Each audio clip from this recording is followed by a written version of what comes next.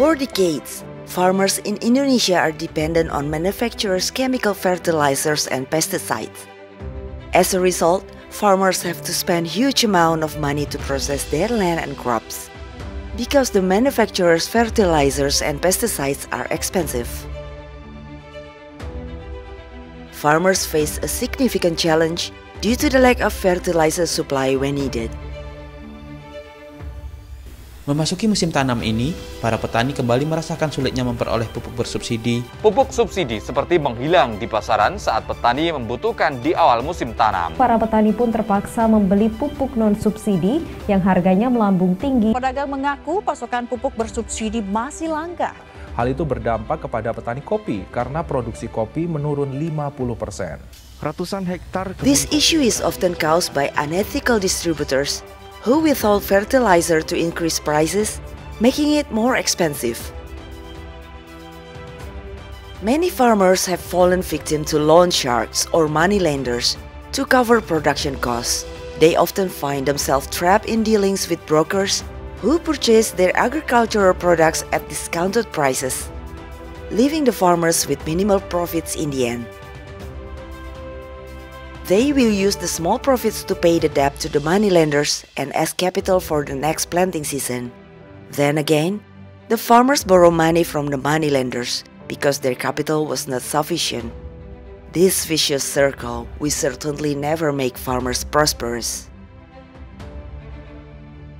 Modern and educated agricultural practitioners emerged to liberate these farmers. They introduced the Nusantara farming method or Tani Nusantara method, a natural and sustainable approach developed by practitioners in Nusa Tenggara Timur Province under the name Timor Farm Nusantara. The Tani Nusantara method, initiated by Timor Farm Nusantara, aims to free farmers from their reliance of synthetic fertilizers and pesticides. The method encourages farmers to create natural fertilizers and pesticides using easily accessible raw materials found around their land. This approach is intended to be simple, cost-effective, and promote independence among farmers. The Tani Nusantara method is adapted from various natural farming techniques, including those from Taiwan, Africa, and the Korean Jadam method. This approach is specifically designed to enhance plant growth in tropical regions.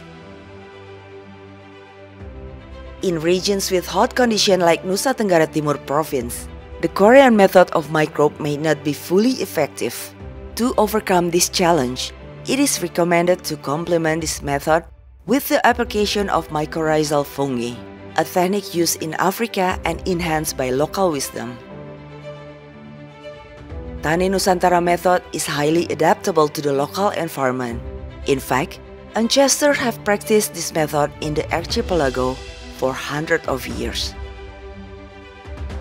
The Tani Nusantara method involves the self-production of microbes, mycorrhiza, fertilizers, and natural pesticides using ingredients from the surrounding environments such as dry leaves, tree branches, fruits, vegetables, and fungi.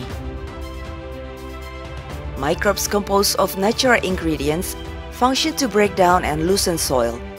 Microbes are living organisms, specifically very small bacteria that have the capability to break down soil particles and loosen the soil.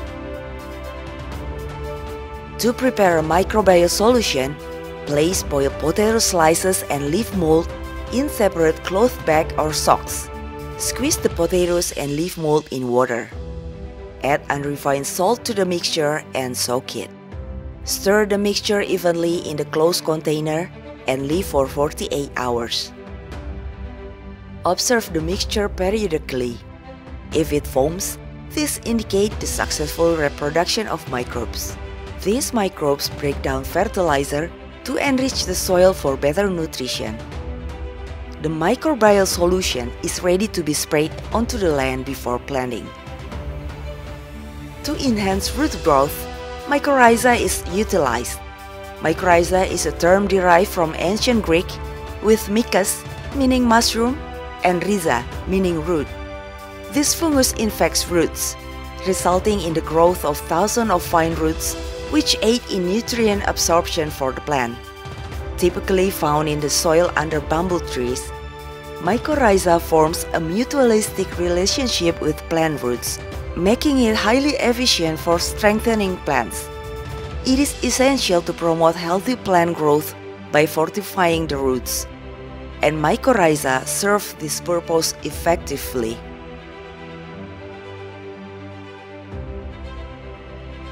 Afterward, the next step is to apply Nusantara fertilizer to provide essential nutrient for the plants.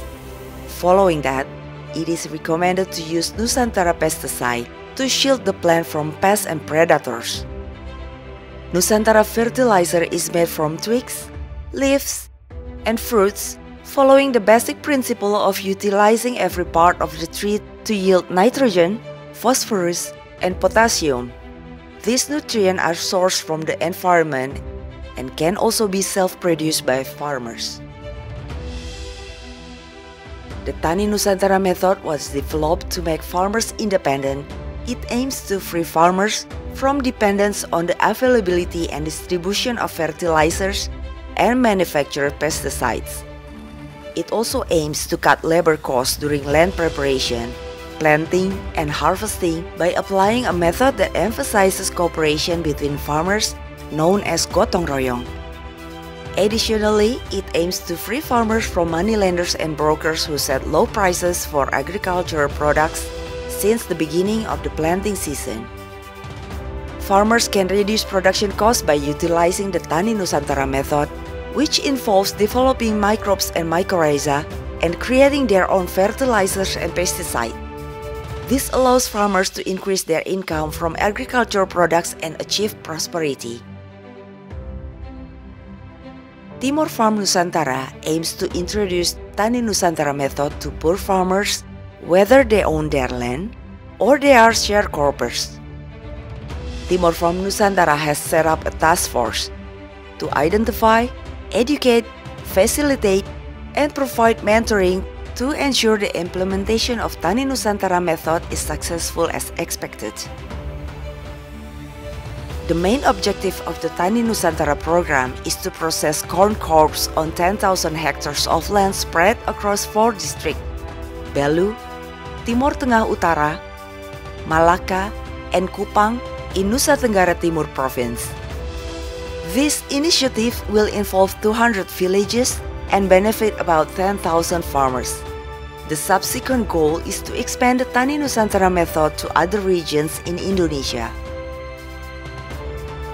The fundamental mission and main principle of Tani Nusantara is to make agriculture process easy, affordable, and simple for Indonesian farmers. The Tani Nusantara method empowers them to achieve self-sufficiency and enhance their well-being. This approach also serves to protect farmers from exploitation by brokers and moneylenders to seek profit from their hard work.